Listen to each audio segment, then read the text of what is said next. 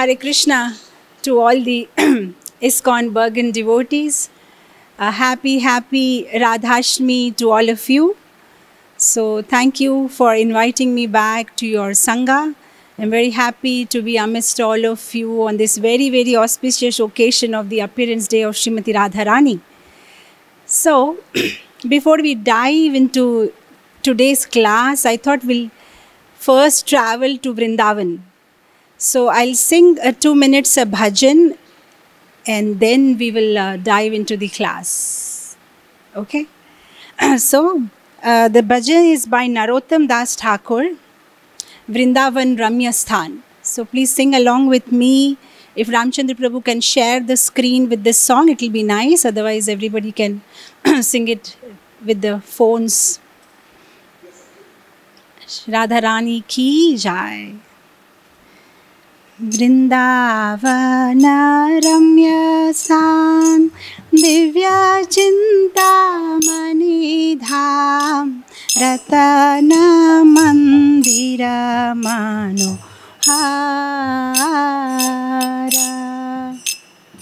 Vrindavana Ramya Sthan Divya Chintamani Dham Ratana Mandira Manohara. Ratana Mandira Manohara. Abrita Kalindini re Raja Hamsa Keli Kare Tahe Shobhe Kanaka Kamala. Abrita Kalindini re Raja Hamsa Keli Kare Tahe Shobhe Kanaka Kamala. Tara Madhye Hema Pitha Ashtadale Vestita Ashtadale Pradhana Naika. Tara Madhye Hema Pitha Ashtadale Vestita Ashtadale Pradhana Naika. Tara Madhye Ratnasane Bosiyache Dui Jane Shama Sange Sundari Radhika. Tara Madhye Ratnasane Bosiyache Dui Jane Shama Sanga Sundira Radhika. O Rupa Lavanya Rasi Amiya Padiche Khasi Hasya Pari Hasya Sambhashane. O Rupa Lavanya Rasi Amiya Padiche Khasi Hasya Pari Hasya Sambhashane. Narottama Das kahe Nitya Leela Sukhamoye Sadaye Spuraka Mora Mane. Narottama Das kahe Nitya Leela Sukhamoye Sadaye Spuraka Mora Mana. Sadaye Spuraka Mora Mana. Sadaye Spuraka Mora Mana. Vrindavan Dham ki jai. Radharani ki jai. So this is a very, very beautiful bhajan where Narottam Das Thakur is explaining about the beautiful Vrindavan Dham, how Vrindavan Dham is full of Chintamani stones, touchstones with precious jewels. And in the Yamuna, there is a beautiful golden lotus flower. And in between that lotus flower, there is a golden place which is having 8 lotus petals, 8 petals. And on those 8 petals are the 8 principal gopis. And in between that golden place, there is a Ratna Simhasan. And there on that throne, Radha and Krishna are sitting. And then in the last stanza, he says, what are they doing while they are sitting? They both are talking, laughing and joking. And the whole of Vrindavan, there are showers of nectar everywhere. And then Narottam Das Thakur makes a very beautiful prayer at the end of this bhajan, where he says that beautiful manifestation of Radha and Krishna joking and laughing, that divine couple should always manifest in my heart. So I thought we'll start with this bhajan and join our hands and pray to Srila Prabhupada and Guru Parampara on this very auspicious day, that they bless us, that someday we can join them back in Goloka Vrindavan, where they are perpetually serving Shri Radha and Krishna. And we can also have that divine vision of that divine couple in our hearts. So, before I start our Radhashmi class today, I want to pay my humble obeisances to all the Vaishnavas out there. Vancha kalpataru bhayascha kripa sindhuvevacha patitanam pavanebhyo vaishnavebhyo namo namaha. Ananta koti Vaishnavrinda ki jai. Srila Prabhupada ki jai.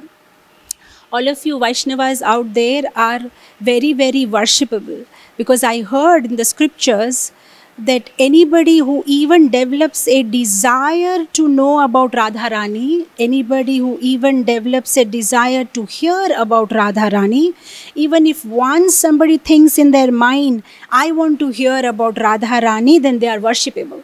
So all of you devotees are worshipable because you have developed a desire to hear about Radharani, and that's why you are here today. So you're all very worshipable Vaishnavas. So, to speak about Radharani is the tradition, that is what we do on Radhashmi day. But there is an issue here. The issue is that the subject of Radharani, the Radha Tattva, it's so mysterious. It is so deep. It is very, very difficult for anybody to speak about Radharani, because we are not able to even understand about her to speak about her. The subject itself is so beyond our reach, and none of us are actually qualified to speak about her or hear about her. But we still try to speak. Our speaking about Radharani is like, sometimes there are some insects on the neem tree. Okay. Now, if you go and speak to an insect on the neem tree, do you know how rasgulla tastes? So the insect will say, I don't know. How does rasgulla taste? Can you explain to me? Now, how do you explain to an insect which is born on a neem tree, living on a neem tree, how a rasgulla tastes? You'll probably try telling the insect, look, rasgulla is very sweet, just like sugar. So the insect will say, but well, I don't know what is sugar. And we may say, no, well, rasgulla tastes like jaggery. And the insect will say, but I don't know what is jaggery. Because the only thing that insect knows right from the birth to its living is neem leaves or neem. And it's very bitter. So they can't even imagine what sweetness means. And this is something what we people are in situation when we speak about Radharani, because we are speaking about something which we can't even imagine. It's not even in our imagination. What is Radha Tattva? What is Radharani? In Bhagavad Gita, there is a sloka 7.3 says, Manushyanam sahasresu kaschid yatati siddhaye. Out of thousands and thousands of men who are endeavoring for perfection, there is somebody who will get perfection. And out of thousands of people who are trying for perfection, Krishna says, somebody will know me. And the Vaishnava Acharyas, they further extended. They say out of those thousands of people who could actually understand Krishna, one person will understand Radharani. So that is Radha Tattva. So very, very, very, very difficult to understand. It is very much beyond our capacity to understand about Radharani. In fact, it says in the scriptures that even Krishna says, I don't understand who is Radharani. Krishna himself says. So that's why the Vaishnava Acharyas, they say, Swayam Krishna pave nahi para. Krishna himself doesn't know who is Radha Rani. So if Krishna doesn't know, to aur tumhe kaun jaane nihara. Even Krishna doesn't know you, then who are we to understand you? Right? Krishna, who is Swayam Bhagavan Param Purushottam. Krishna, who is being glorified by Vyasadev as Jagat Guru. He himself says, I don't know who is Radharani. I can't understand who is Radharani. So how can we understand who is Radharani? Right? So what should we do? We don't understand who is Radharani. And we cannot explain to others. So shall we stop the topic here and then close today's class and then just start Mahaprasade Govinde and take Prasad? No, there is a problem here. Even if we don't understand who is Radharani, we have to hear about Radharani. So why should we hear about Radharani? Why can't we hear some other topics? There are so many other spiritual topics. There is a problem here. In Chaitanya Charitamritam, Chaitanya Mahaprabhu is asking many questions to Ramananda Rai. And in their conversation, Chaitanya Mahaprabhu asked Ramananda, Ramananda, tell me, among all the Shravana that you do, which is the best Shravan? So then Ramananda Rai says, my lord, to hear about Radha and Krishna's pastimes. Says, Radha Krishna Prema Kaili Karana Rasayan. Oh, it is so nectar. It's like ambrosia. It's like somebody is giving you nectar. That sweet is Radha Krishna's pastimes. So he says, among all the Shravan, the best Shravan is Radha Krishna's pastimes. Why? Why can't we? There are so many other Leelas. Why only that conjugal Madhurya Leela of Radha and Krishna? So Ramananda Rai says, because in this material world, people are addicted to material sense enjoyment. They are very much happy to hear about the mundane love affairs. The whole drama, movies, everything is based around that. So the only way to purify these jivas of material world is somehow give them the nectar of Radha Krishna's Prema Leela. Then they will be purified. Now there is an issue here too. If we hear about Radha Krishna's Leela, they are so high. What we'll start doing is we'll start thinking about Radha and Krishna as a boyfriend and girlfriend of this material world. Because the problem is, we are not this body, we are soul. We know that, but we don't understand that. We know we are Atma, but we don't feel that we are Atma. We are very much on the bodily conception of life. So on this bodily conception of life, if you start hearing about Radha Krishna's conjugal pastimes, then you will definitely make offense, because you will think of them as mundane, just as some kind of a loving affair, and try to relish it. So that means if you hear about Radha and Krishna, you will make offense. And if you make offense, then you will go to hell. But if you don't hear about Radha Krishna, you can't get purified. So you hear, you are in problem. You don't hear, you are in problem. So what to do? So we are in very big problem. So then Rupa Goswami, he gives an answer to this problem. In his Bhakti Rasamrita Sindhu, where he gives the 64 limbs of Bhakti, he starts the first limb of Bhakti by saying, Ado Guru Padashraya. Take shelter of a Guru. Because if we try to understand the Radha Krishna pastimes without taking shelter of Guru, without serving Guru, without rendering service to Guru, asking from him, surrendering to him and listening from him, if we try directly to jump, oh, it's all right, I can manage myself, then you are duped. That is what they say in the scriptures, and that is what Rupa Goswami says. This is something like let's say there are two hills, and you are trying to go from this hill to that hill. The safest way would be to tie a rope and then take the help of the rope and then go from this hill to that hill. But if somebody thinks, that's all right, I'm very smart, I can jump, there are always chances you will fall down and get fractured. So the whole thing is take ashray of a Guru. So when we hear by taking shelter from Guru these pastimes of Radha and Krishna, then we are safe. So the best way to hear on Radhashmi is simply hear from Guru Parampara. So whatever I am speaking today is just a repetition like a parrot. I have no idea about Radharani. Whatever I have heard from other devotees, from the Guru Parampara, I am simply copying and just speaking as it is, because this subject is such, there is no knowledge, there is no experience about this subject, just repeating like a parrot. Right? So that is the only way, we can hear about Radharani and Krishna. Right? So what is this whole process? Why do we do this hearing on Radhashtami Day, or for that matter, any festival day? Because it says in the scriptures that these festival days are very, very important. Bhakti Vinod Thakur, he says in one of his bhajan, he says, Madhavati thi bhakati janani jatane palana kari. Says that Madhava Tithi, these all, these tithis, Radhashtami, Janmashtami, Narsimha Chaturdasi, all these important tithis, they give birth to bhakti. They are very, very special because on that day, bhakti is born in our hearts. So, Jatane Palana Kari, hey, be very carefully. That day you spend very carefully. So, what we are supposed to do on that day? Hear Krishna Katha, Radharani Katha, whatever, hear Katha, do Japa, do Seva. This is what you do on that day. Because on that day, bhakti is born. As of now, we are all in this material world, in the material ocean, we are trying to swim. But what happens on these dates, on these tithis, what happens is we will transit from the ocean of this material world to the ocean of bhakti, which is very deep. There is no end to its width and its breadth. So then we will be transited, will be transferred. By whom? By Krishna. Krishna will bless us.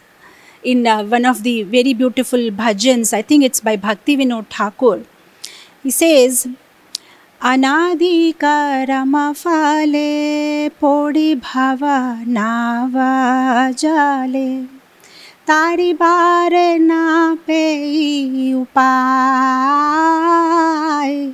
tari bare. See, there he says Anadi karama fale. I don't know when actually I came into this material. No idea. Anadi karma fale. I must have done when, what karma. From long time I am in this material world. Tari bahare na pai upai. But how do I come out? I'm not able to understand. How should I come out from this material ocean that I am drowning in? It's a very big bhajan. I won't go into the details. But there is one particular stanza where he says, Gnana karma thaga dui More pratarialoi avasheshe fele sindhu jale avasheshe fele sindhu jale. Said that there is a problem here. There are two highway robbers, two thieves here who are making problem for me. Who are those two people? They behave very sweetly with me. I cannot even understand. Gnana and karma. Gnana means mental speculation. And karma means fruitive activities. They keep promising me, hey, you do good karma, you'll get lot of money. You do this, you'll get success.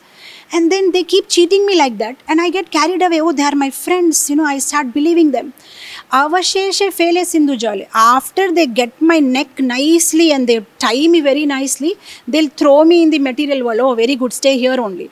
That is what we are doing. Whole life, what we keep doing? Good karma, then we get good result. Then we become, next life we get Suchinam, Shrimatam, Gehe. In a house you will born where there is money and aristocracy, a beautiful body, lots of knowledge. Oh, you will be born very nicely. Then again, because of that ego, you will commit sinful activities. And again, you will be born in a wretched family. Now you will be born in a wretched family. Again, you will start doing good karma. My Lord, I don't have money. I'm poor fellow. Please help me. You will start doing some good karma, then again. So like that you will be going anadi. Continuously you will be in this cycle. Who throwed you in this cycle? Gnana and karma. So then a devotee very sincerely praying to Krishna. E muna samaye bandhu, tumi Krishna kripa sindhu, kripa kari tulo more bale, kripa kari tulo more bale. Devotee is praying to Krishna, when this gnana and karma, they just push me inside this material ocean, my Lord. I think you are my friend, is it not? Tumi Krishna Kripa Sindhu. Oh, you are so merciful and you are my bandhu, you are my friend. Can you help me? So what help should I do? Krishna says, oh, just bring me out from that ocean because only you can do it. Nobody else can bring me out. I'm just drowning. Just somehow bring me up. Please help me out. So a devotee is sincerely and earnestly praying this to Krishna. right? So when we pray to Krishna, when we develop a relationship to Krishna, what we need to begin with is to love Krishna. When we have a relationship with Krishna, when we love him, then we will look at him for shelter, and then Krishna will help us. So how to develop love? That is very important. How do you love Krishna? We all worship Radharani because she loves Krishna. Radharani is the epitome of concentrated love. She loves Krishna. We also want to love Krishna, right? We are all followers of Radharani. Those who worship Vishnu are called Vaishnavas. Those who worship Krishna are called Karshanas. But we are not worshippers of Krishna. We are not Karshanas. We are Gaudiyas because we worship Radharani. So Radharani loves Krishna, and we are followers of Radharani, and we want to also love Krishna. But how to love Krishna? To love somebody, first of all, you need to know what is the definition of love. We don't even know what is the definition of love. The Acharyas have given the definition of love. They says, Atmendriya Priti Vancha Tare Bole Kam. Krishnendriya Priti Ichha Dhare Premanam. If you want to satisfy your senses, then that is called kama, lust. It is not love. Krishnendriya Priti Vancha. When you want to please Krishna and you want to do your activities to please Krishna, then that is called love. So first of all, we have to understand what is love. See, the problem in this world is what we think love is not love. We think we love our parents, we love our wife and children, we love our family. But actually that is not love. That is not love, that is lust. So how, I'll give you one very simple example. You know, many people in this world, if you ask them, they'll say, I love animals. Oh, I just love, I don't like when the animals are, put into trouble. But actually you will see at their house, they're cutting animals and eating. That is the kind of love we have. There's some people, they say, I love fish.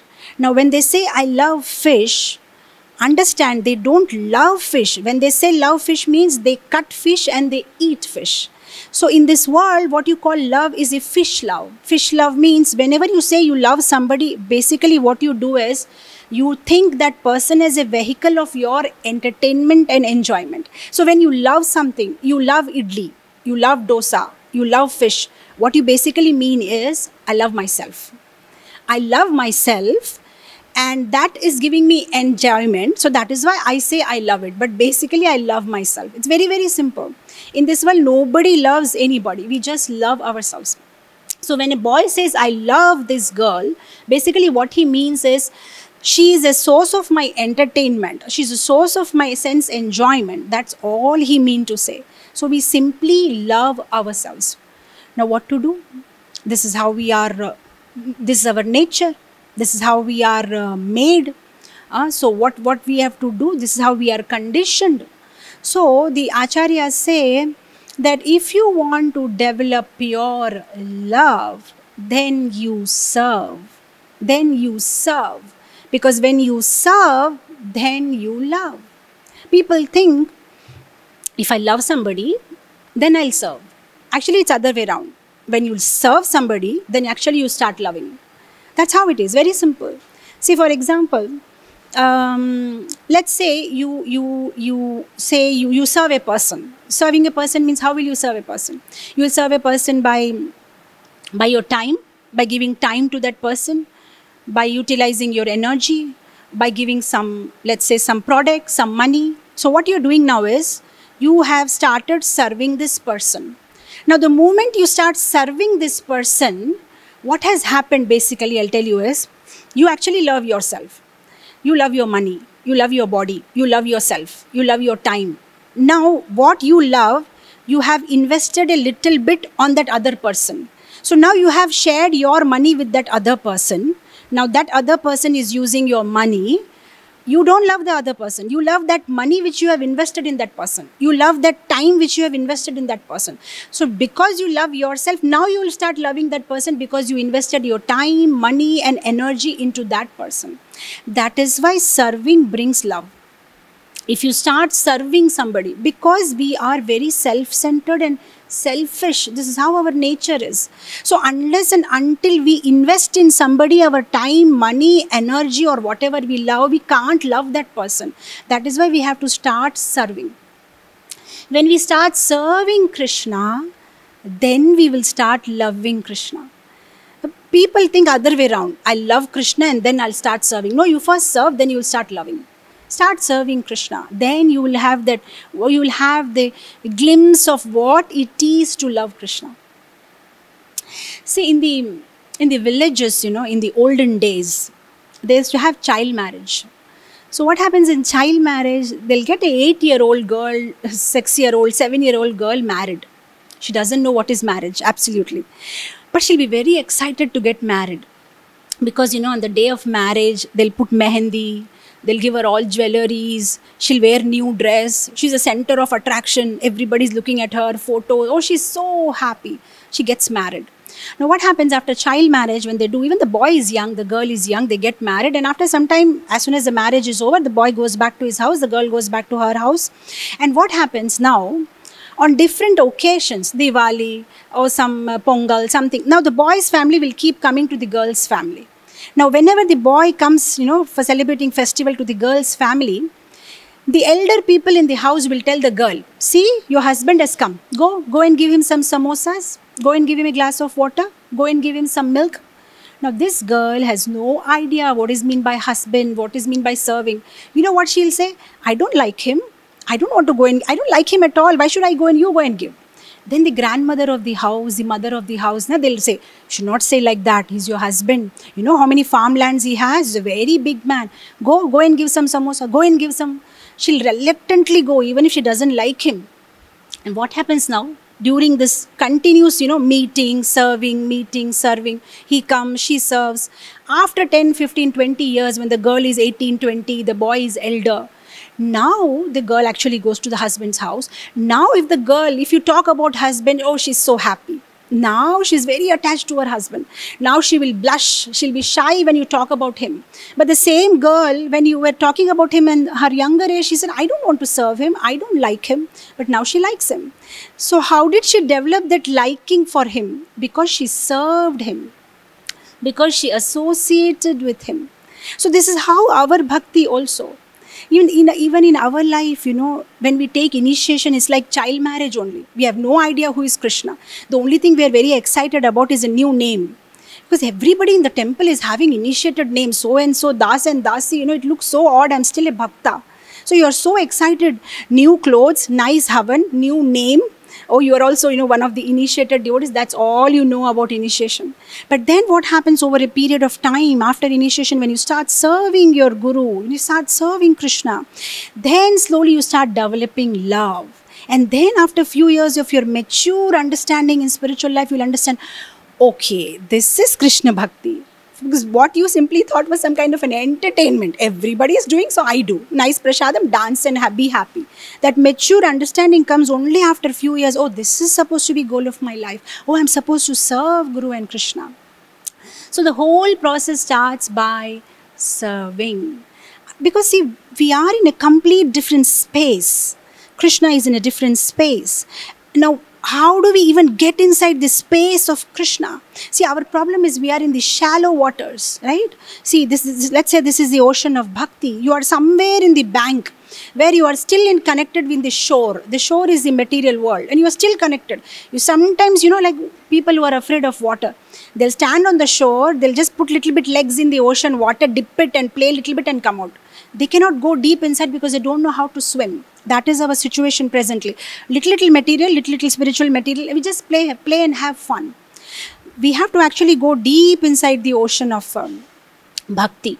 So now this is a very big gap. And that gap and that bridge is seva. When you start serving, when you do service, then slowly you will go deep inside the ocean of bhakti. And then you will develop love for Krishna. In the Narada Bhakti Sutra, Narad Muni defines love. He said, what is love? Love is gunarahitam, kamarahitam. Gunarahitam, kamarahitam, pratikshana vardhanam. Sukshmam, Avichanam. Sukshmam, Avichanam. And then it says Anubhava Rupam. What we think love is, we don't have even any idea what it means. Narad Bhakti Sutra says love means Gunarahitam. Means, love actually means you don't love somebody because of a particular quality. You just love, that's it. You just love. See, that was the love of the gopis. That is what I'm trying to, of course it's a very, very deep subject matter, but why I'm bringing this here today is, we don't know who is Radharani, we don't know who is Gopi, because we don't know what is mean by love. We simply know they loved Krishna, but you don't even know what is mean by love. So he said love is Gunarahitam. It doesn't see a quality in the person you love, you simply love, that's it. Once one of the Sakhis of Radharani, she asked Radharani, why do you love Krishna? Krishna is so black looking, you are so beautiful. Krishna is a debaucher. Krishna is a, he flirts around with so many girls. When he was born in a jail, somehow his father brought him from there. And then as soon as he was born, young age, he killed a lady, Putana, who was trying to feed him some milk. What do you like in Krishna? He's a liar. He's a thief, steals from other people. And he dances with other people's wife in the night. So what is there to love Krishna? What quality did you see in Krishna to love him? And Radharani says, I love him because I love him. That's it. There is no reason I love him. That is pure love. There is no quality that you are looking. But what happens in this material world? We love the person because of some quality. You love somebody because it's beautiful. You love somebody because, very famous. You love somebody because, rich. Oh, you love somebody because, very good nature. All the time you are loving because of certain quality. But pure love simply means love. That's it. You love the person. That's it. You don't see quality. Love is kamarahitam. There is no desire. There is no desire. We say we love Krishna, but we love Krishna with so many desires. The gopis, they loved Krishna, they had no desire. The only desire they had was they wanted to serve Krishna. When Narad Muni is sent by Krishna to know the glories of Gopi, Narad Muni goes and asks Gopi that Krishna is having a headache. So can you give some dust from your feet? Because Krishna says that his headache can be cured only if you get the dust from his devotees. So immediately the gopis start scrapping. Oh, please take the dust.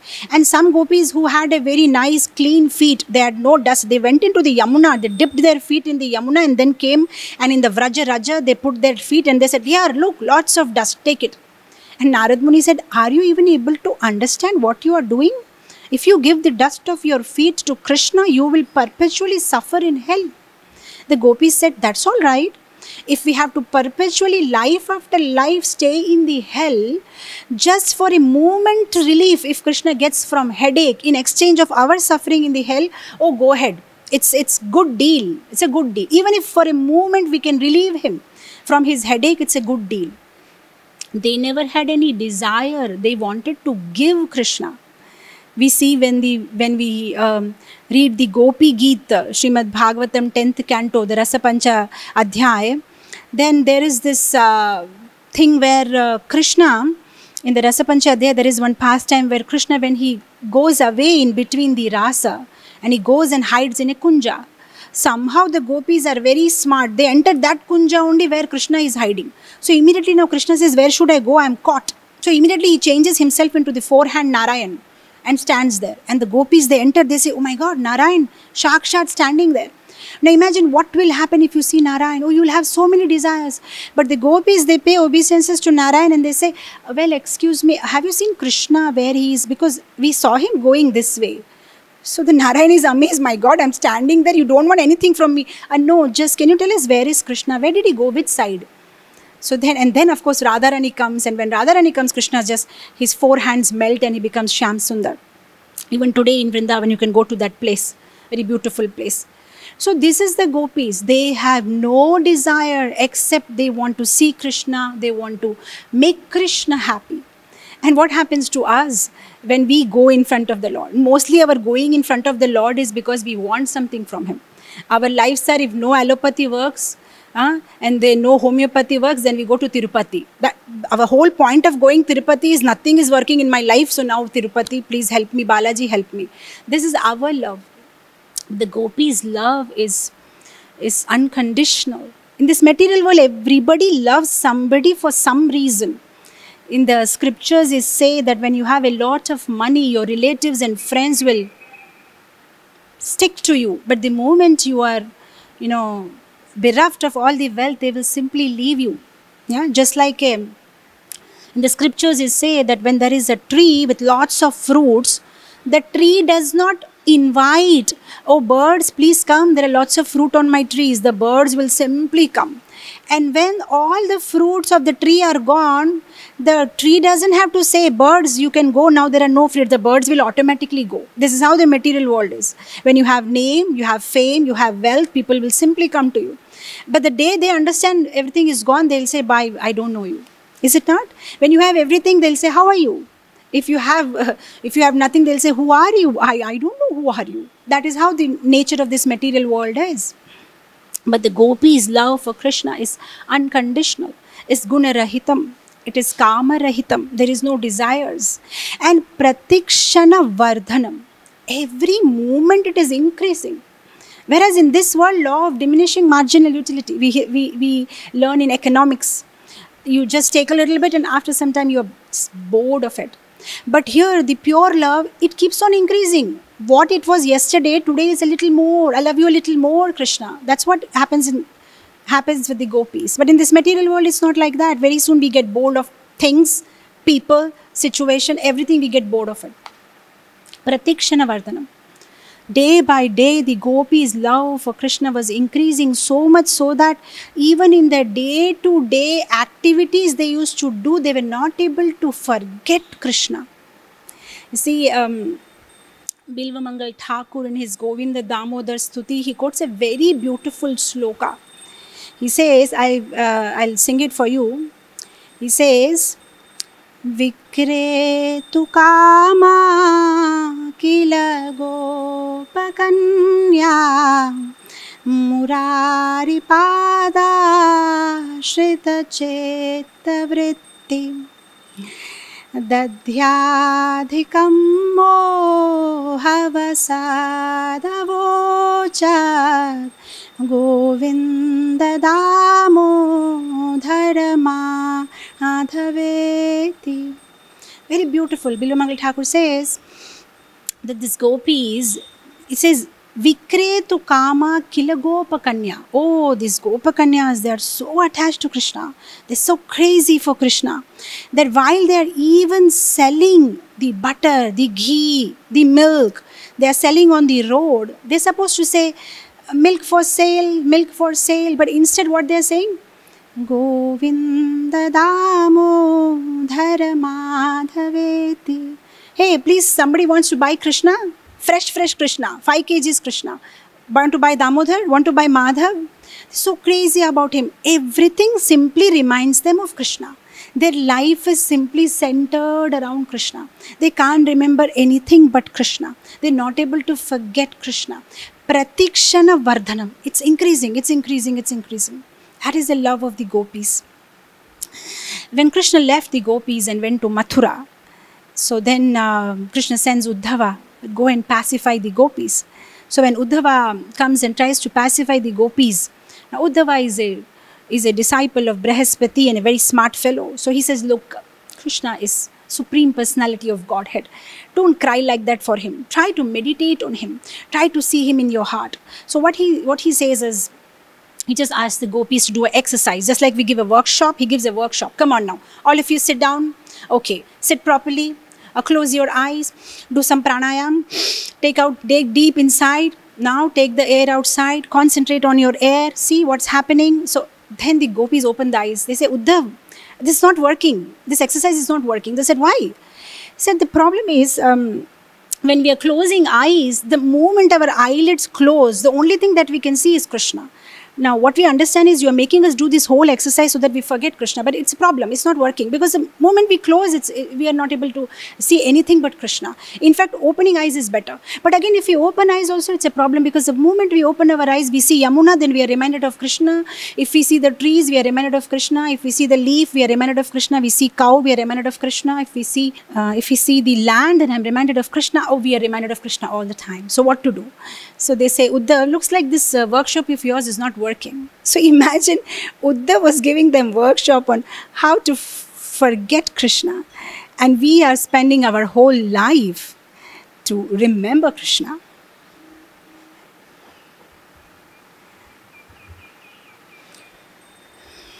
And we are not able to remember Krishna.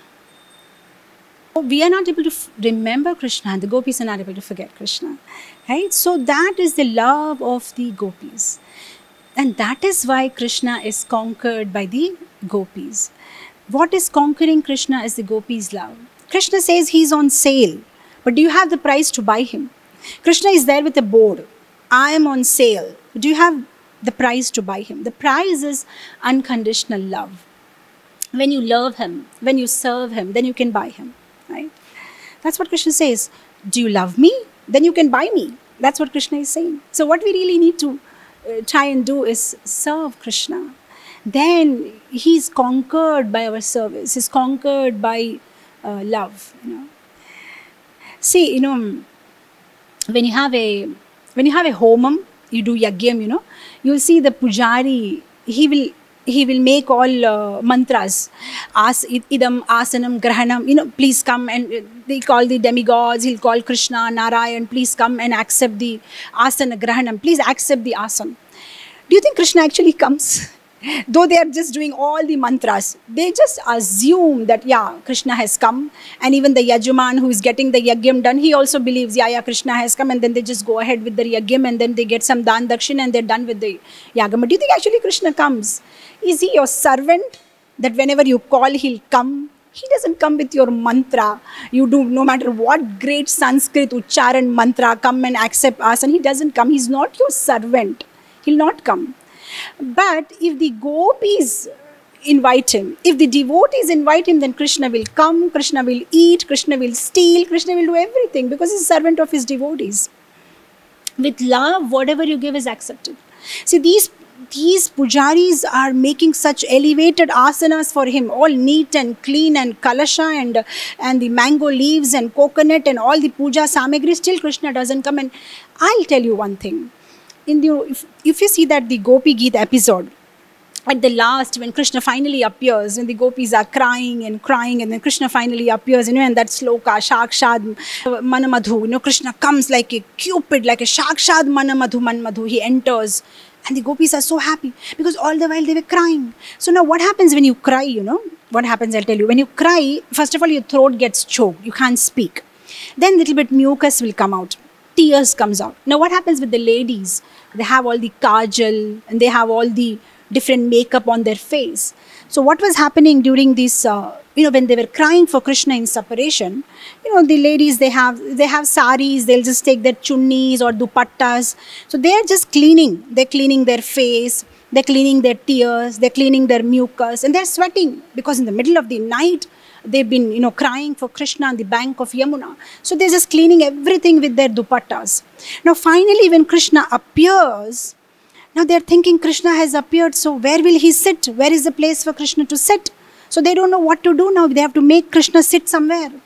So they can't make him sit in the, on the Raja. So immediately what the gopis do is they take out their chunnis and they just make a heap of it. Now imagine thousands of gopis. So it becomes like a big heap.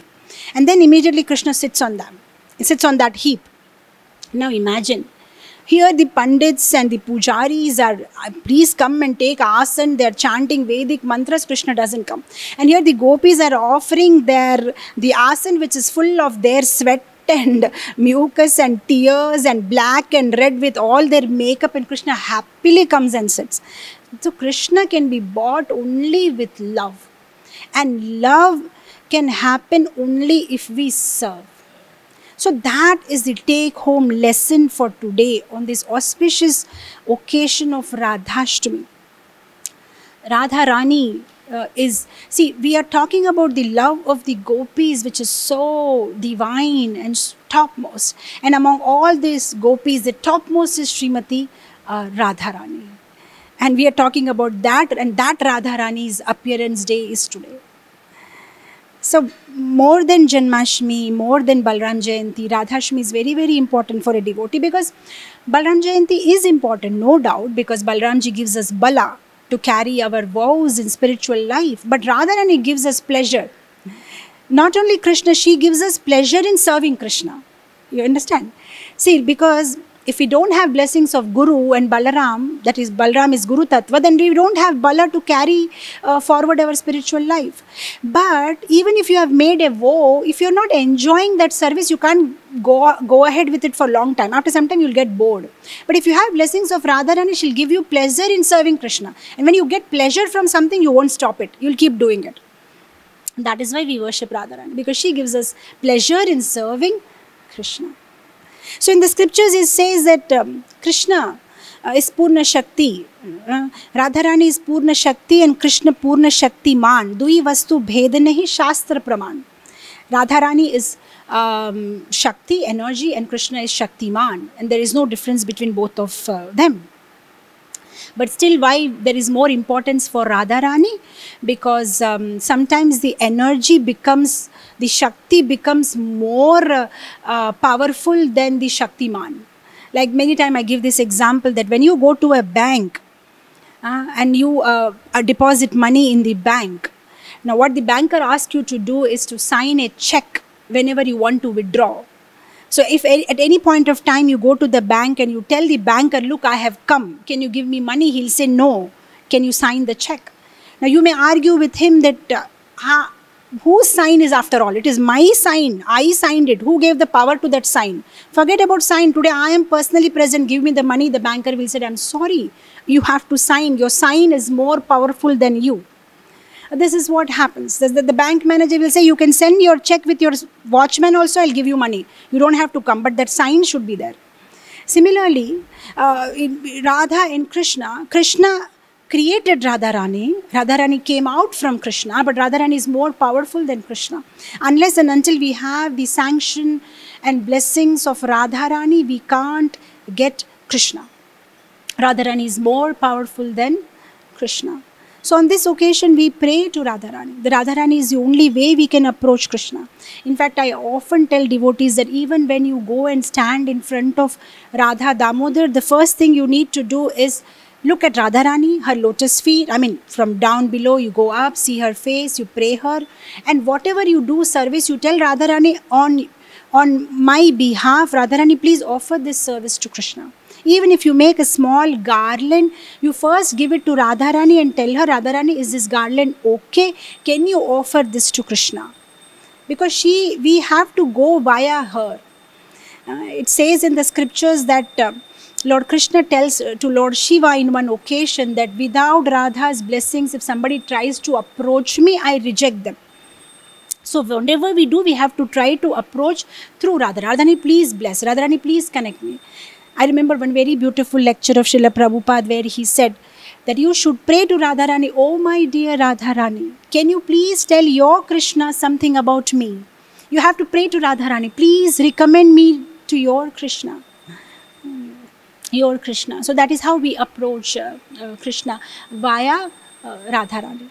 Krishna is very, very attached to Radharani. In the Brahma Vaivarta Puran, there is a beautiful sloka. Sloka number 4.52, 52.36. You can refer later on. 4.52.36. There's a very beautiful sloka in Brahma Vaivarta Puran. It says that Krishna is so attached to Radharani that forget about the name of Radha. Even if somebody says Ra, just that word Ra, wherever Krishna is, even if he is playing a flute or talking to somebody, he'll stop there. Then and there, he'll become a statue. He'll not move the moment he hears Ra. And then the second line of that sloka says, forget about speaking Dha. Only Ra, sometime in childhood we play this game, statue. The moment you say statue, the person can't move. So the Ra names only makes him statue. What will happen if you complete the name Dha? If you say Dha, then what happens? It says Krishna will simply follow that person wherever he goes because he spoke the name of Radharani. So if you simply tell the name of Radha, Krishna will follow you. That is why you see in the Vrajadham, when you go to Vrindavan, wherever you go, the Vrajavasis, they play this bhajan.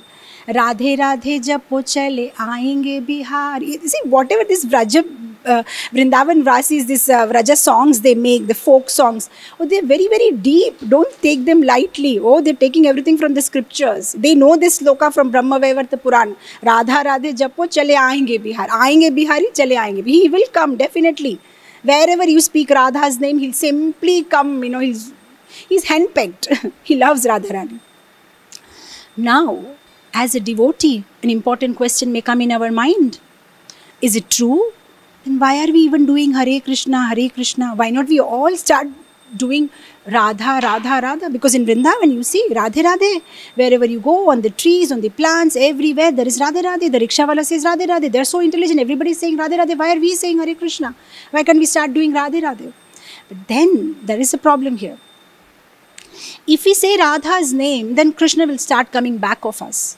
But the thing is, he may come behind us, but we can't get him unless we get mercy of Radharani.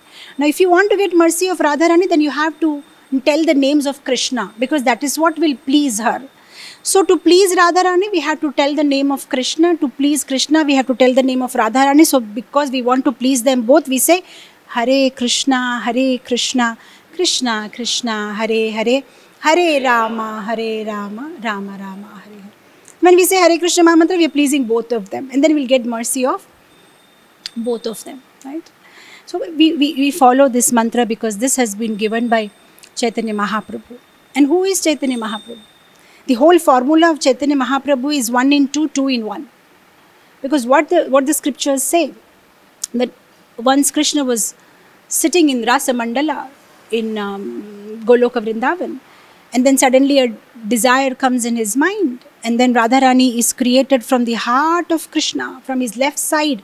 Krishna takes some love from his heart, some care from his heart. And then Radharani comes out from Krishna's left side. That is how Radharani appears, right?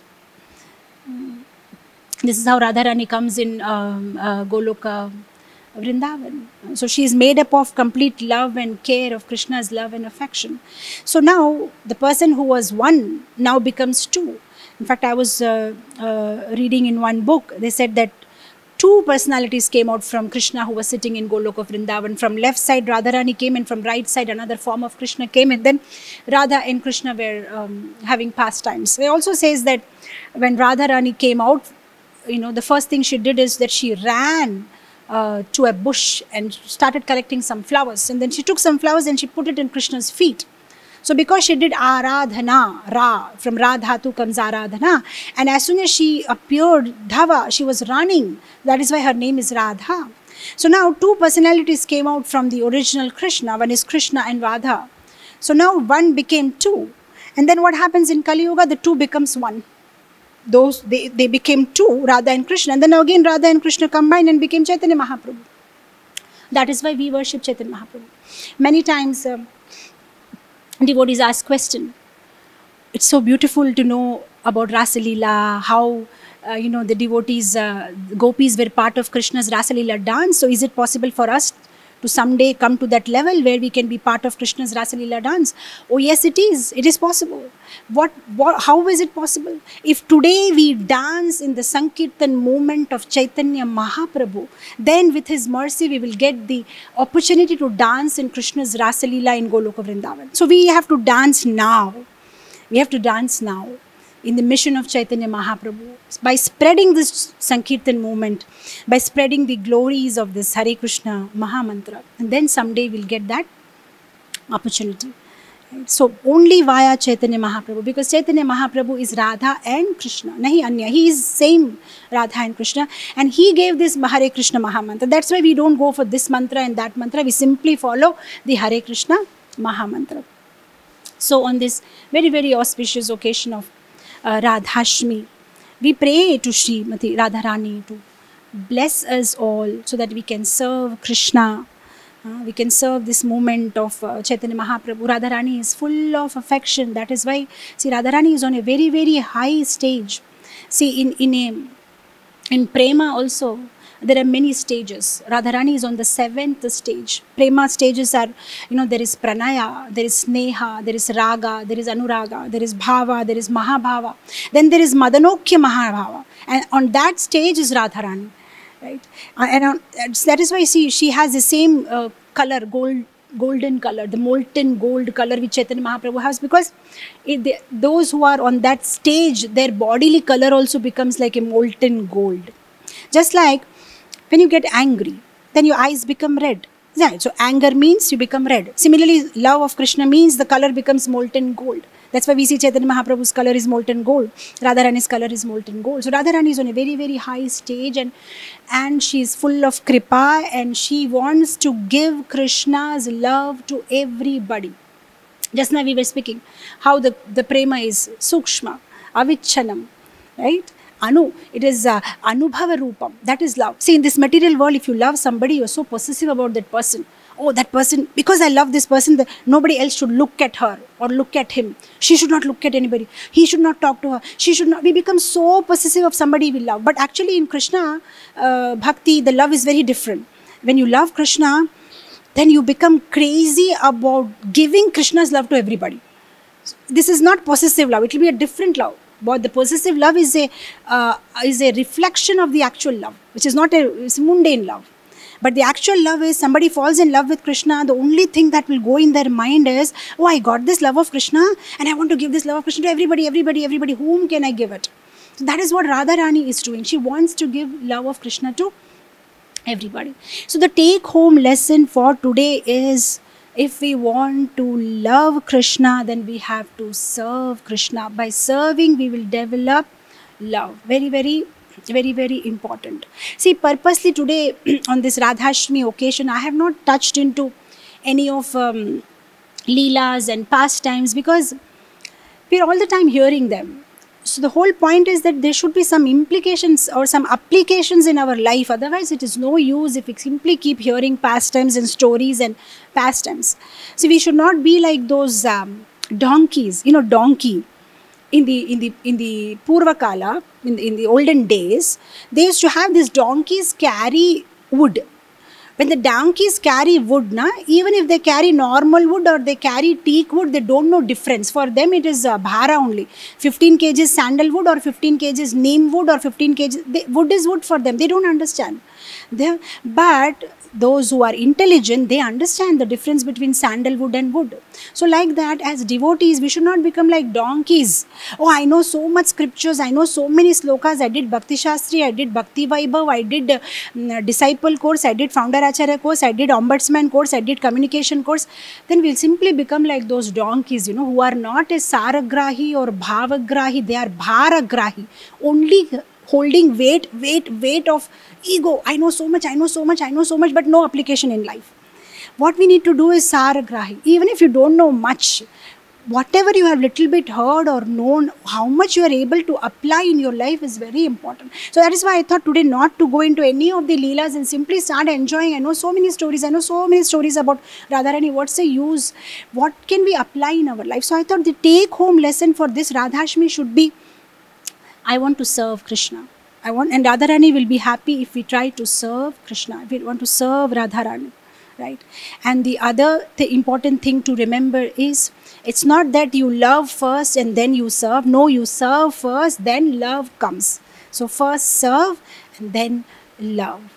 So we can make a vow in our hearts on this auspicious day of Radhashtami and ask for Radharani's blessings, that Radharani, please bless us, that we can serve you or we can serve Krishna as it pleases you, as you like, under your direction, with your blessings, your guidance. I serve. And serving Guru is also serving Radharani, because Guru is a representative of Radharani.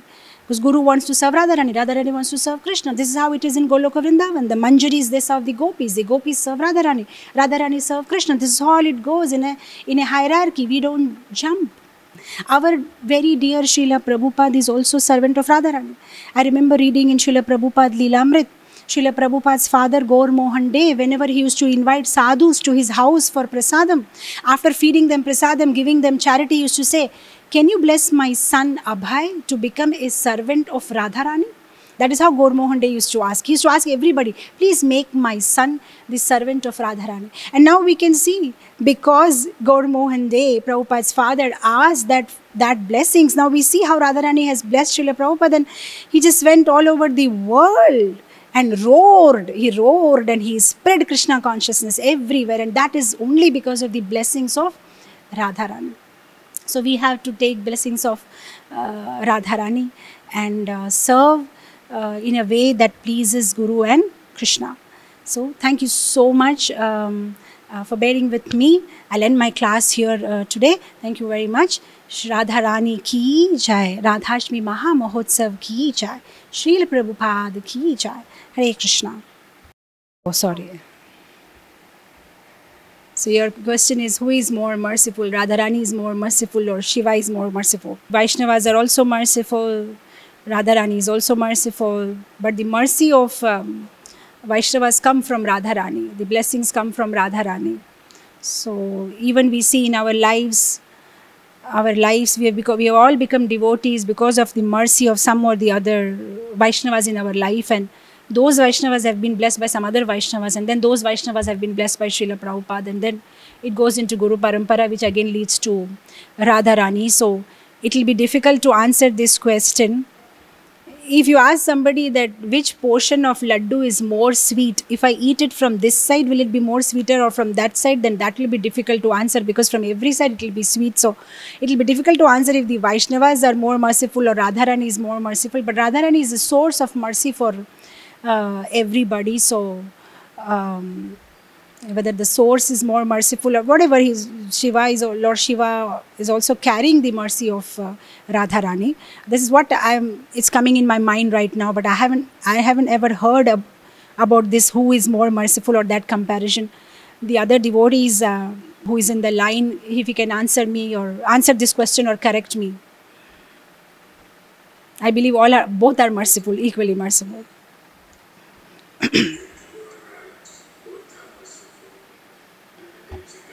Okay, so my comment on this is, what I tried, or maybe I could not communicate properly, what I tried to say is that their love is not dependent on any quality of Krishna. For example, whatever qualities that they love Krishna about, if at any point of time Krishna gives up those qualities, they will still love him the same. It's not dependent. So that is why you see we chant this Sikshashtakam every day. Aslisya va padaratam pinastuma madarshanam marmahatam karotuva yatha tathava vidhati lampato matprana natha susaiva nabra. That is the love of the gopis. So they may like Krishna's beautiful smile, but today even if he stops smiling, they'll still love him. They may like the way Krishna talks, but even today Krishna stops talking to them, they'll still love him. So their love is not dependent on that particular quality, if and so. There are no ifs and buts. If he is like that, then only I love him. If he is merciful to me, then only I love him. So that is not their love. Even if he is unkind to them, even if he doesn't reciprocate to them, but they still love him. So that is what I was trying to communicate, that is the love of gopis. It is unconditional. So that's what we are talking about, is unconditional. It's not dependent on any quality. In this material world, when we love somebody, we love the person because of that quality. And after some time, if that person doesn't manifest that quality, then our love decreases. But with the gopis, even if Krishna manifests or doesn't manifest that quality or completely rejects them, they still love him with the same intensity, is what I was trying to communicate. Thank you so much, Mataji, for bringing up this point, and it clarified.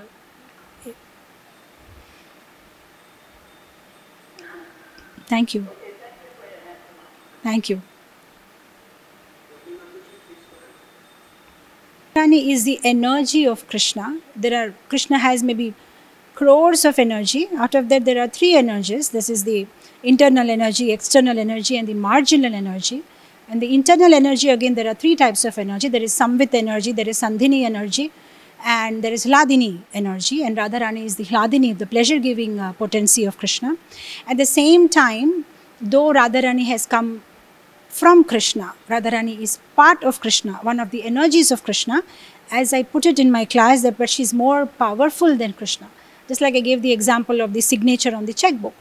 So there is a person, and the person has given power to his own signature. The signature has been created by that person, but now the signature is more important than the person. So though Radharani is being created by Krishna, but then there is no difference between them, because the thing is, Krishna is Purna. So see, in the maths calculation, if you take out 20 from 100, then 80 remains. Then you take out 20 from 80, then 60 remains. That is a materialistic mathematical calculation. But the thing with Krishna is, when you take out something from Krishna, still Krishna remains 100 only. And the thing that comes out from Krishna is also 100. And then again what will come out will also become 100. Because he is Purna. What comes out from him is also Purna. So that is why Radha and Krishna are equal. Because whatever came out from Krishna is as powerful as Krishna. So both are equal. So that's why you see in the scriptures this is, there is no difference. Dui vastu bhed nahi shastra praman. There is no difference between Radha and Krishna. You cannot separate Radha and Krishna. Just like you can't separate sunshine from sun. You can't separate heat from fire. You can't separate coolness from water. You can't separate Radha from Krishna. She is a part of Krishna. She is equal to Krishna. She is Krishna. Radha is Krishna and Krishna is Radha. And I wouldn't go more deeper into this because neither I am qualified. I am not qualified actually to answer any, such answers about Radharani, because my knowledge about this subject itself is very, very shallow. But whatever I could immediately think of, I have answered. I hope my answer satisfies you.